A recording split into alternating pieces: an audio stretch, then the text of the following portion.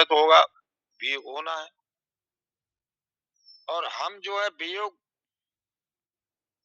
नहीं देखना चाहते,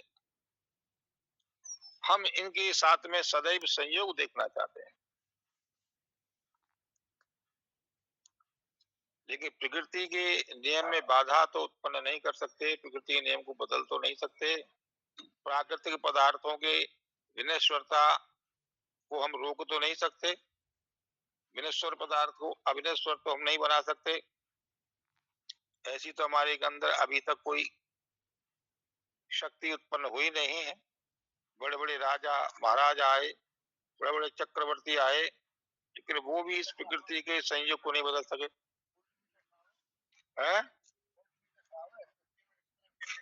2 तार निकल गए, वो लगा दिए 2 तार काट के लगा दिए। मुड़ चल गई, मुड़ चल गई। ठीक है, वो तो बोटिंग में बहुत दिन से खराब था। हमें तो मालूम पड़ जाते समर सही नहीं बनता। वो तार रात को चल गए। अब बैठ जाओ थोड़ा ऑनलाइन थोड़ा प्रवचन दे रहा था। हाँ ठीक है। तो ये जो है नाशवान पदार्थ है, और नाशवान पदार्थों के साथ में हम जो इतने आत्मसात हो जाते हैं, इतने आत्मसात हम नाशवान पदार्थों के साथ में है, इतने परमात्मा के साथ में आत्मसात कर ले तो सभी दुख मिल जाएंगे। कोई किसी प्रकार का अवसाद हमारे जीवन में नहीं रहेगा, फिर तो प्रसाद ही प्रसाद रहेगा। प्रसादे सर्व दुखानाम हानि रसो विजायते। जो भगवत विषयक प्रसाद हमको प्राप्त हो जाता है तो संसार के सभी दुखों का नाश हो जाता है, कोई दुख नहीं रहता। तो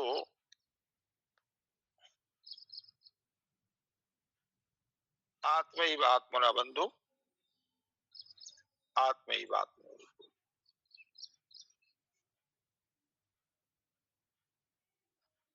कि हम दूसरे के साथ जो अपनी शत्रुता मानते हैं वो दूसरा कोई नहीं। द्वितीयाद वही भयम भवती। जब जब द्वितीय कोई सत्ता किसी के मानते हैं तो भय उसी समय हमारे सामने उत्पन्न हो जाता है। तत्र कोशो है तत्र को मोह एकत्र मन पश्यता। जो एकत्व का सब जगह परमात्मा, एक परमात्मा का दर्शन करता है, उसके जीवन में कौन कहता है शोक आएगा? कभी शोक नहीं आएगा। ऐसे भी जीवन व्यक्ति के अंदर वो मोह, मोह कैसे होगा? कभी उसके जीवन में मोह नहीं आएगा। मोह सकल व्याधि कर मूला मूल। मोह तो सभी व्याधियों में मूल कारण है। मोह के कारण ही हमारा जन्म मरण हो रहा है, मोह के कारण ही आवागमन चल रहा है।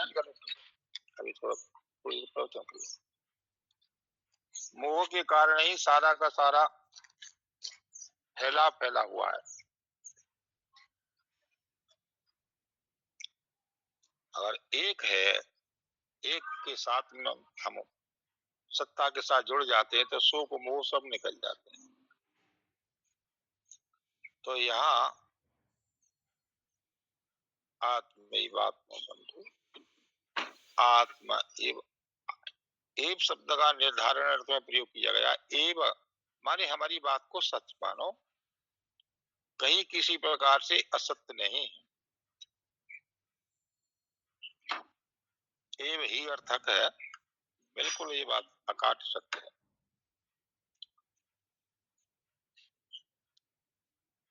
ये नहीं आत्मा जिता अनात्मक स्वस्थ वर्तित आत्म स्वस्थ।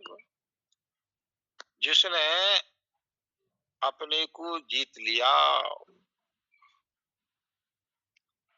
दूसरे को जीतने के लिए हमको हथियारों का प्रयोग करना पड़ता है, लेकिन हथियारों का जो प्रयोग करते हैं दूसरे को जीतने के लिए, लेकिन हथियारों के तो हम पराशर्तु हैं। हथियारों के कहीं न कहीं हम लोग जिसको दूसरे को जीतने के लिए चलते हैं, उनका तो हमने आश्रय लिया। जो जिसका आश्रय लेता है उसके परासर तो हो जाता है।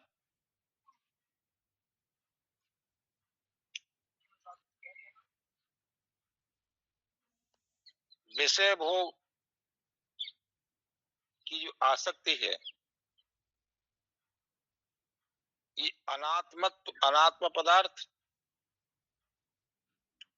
जो विनाशशील पदार्थ है, ये सब अनात्म पदार्थ है।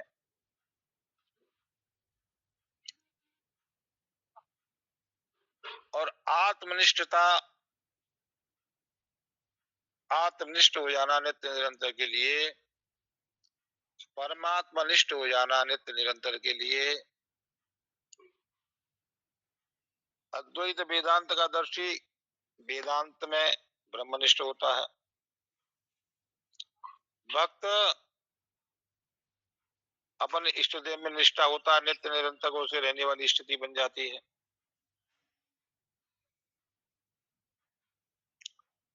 सांख्यवादी सब जगह चेतन सत्ता का दर्शन करता है, चेतन सत्ता निष्ठ हो जाता है।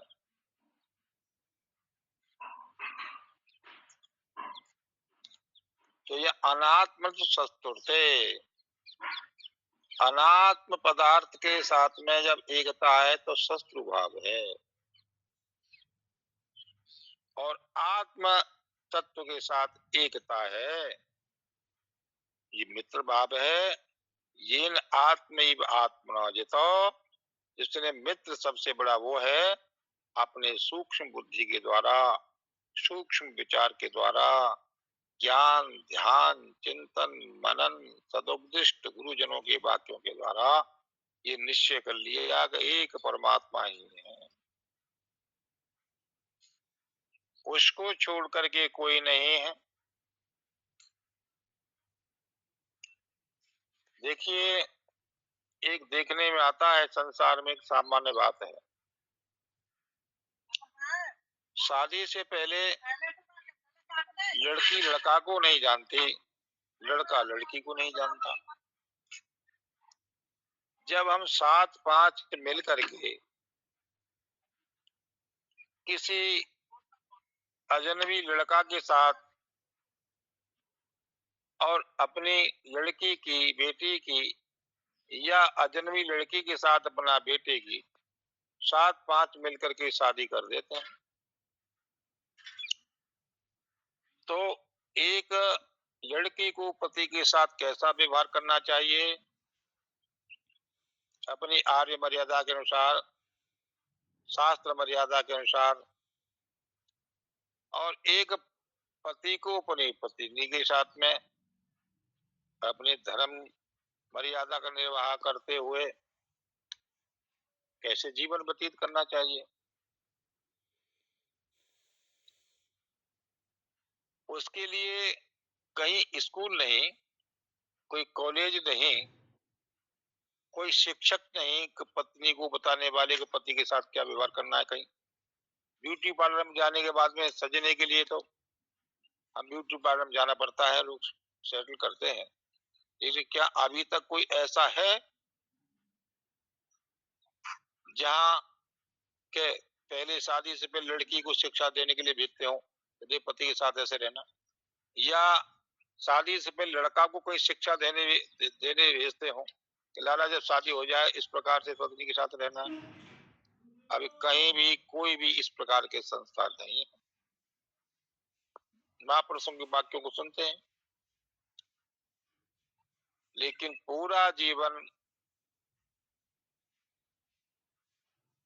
एक साध्वी सती सदविचार युक्त पत्नी अपने पति के साथ पूरा जीवन व्यतीत कर देती है, निर्वाह कर देती है, अपने को एक सेविका मानती है और अपने पति को स्वामी मानती है।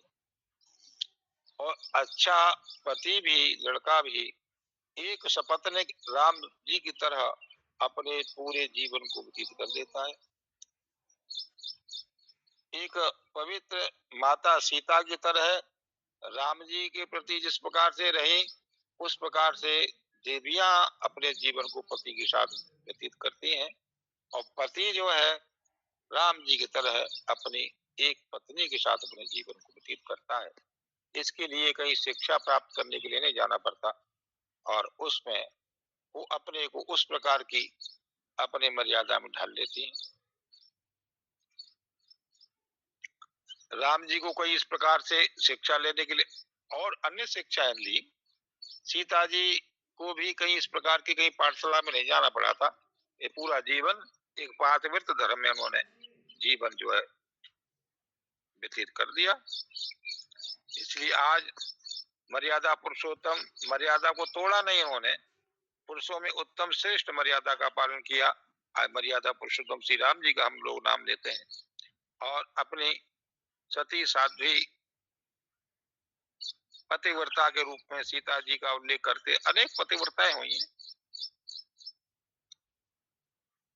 चलो सात पांच मिल करके जब इस संबंध को जोड़ देते हैं और दोनों एक दूसरे के साथ में हाजी और चौजी में जीवन व्यतीत कर देते हैं, तो ये तो संसार के झूठे लोग झूठे संबंध बना देते हैं। संयोग टूटने वाला है और सच्चा संबंध जो परमात्मा के साथ जीवात्मा का है, अगर उसको जोड़ लिया जाए तो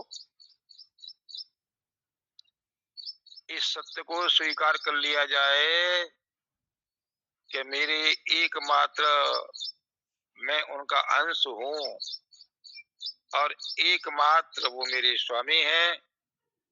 ईश्वर अंश जीव अविनाशी सत चेतन घन आनंद राशि। जैसे समुद्र से एक गिलास पानी लेके आए हम लोग, समुद्र से दूर होने पर एक गिलास पानी नाम जरूर पड़ जाता है, लेकिन जो समुद्र में जो के पास जल में जो समुद्र में जो गुण विद्यमान थे, उन गुणों से कुछ गुण गिलास भर पानी में अलग नहीं हो सकते। और वो ऐसे ही जो गुण परम ब्रह्म परमात्मा में है और उनका ही अंश जीवात्मा है, तो उनका गुणों में और उन गुणों में कोई भेद नहीं है।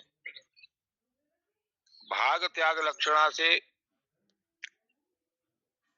परमात्मा की ऐश्वर्य षडैश्वर्य को त्यागी जाए। परमात्मा सर्वशक्तिमान सर्वज्ञ है, जीवात्मा अल्प शक्ति युक्त अल्पज्ञ है। तो जीवात्मा की अल्पज्ञ शक्ति युक्त अल्पज्ञता को छोड़ दिया जाए, उनकी जो है उपाधिकृत सर्वज्ञ सर्वशक्ति युक्त सर्वज्ञता को छोड़ दिया जाए, लेकिन चेतन अंश में, सत्ता अंश में, नित्यता के अंश में तो दोनों परमात्मा और जीवात्मा दोनों एक हैं। निश्चय से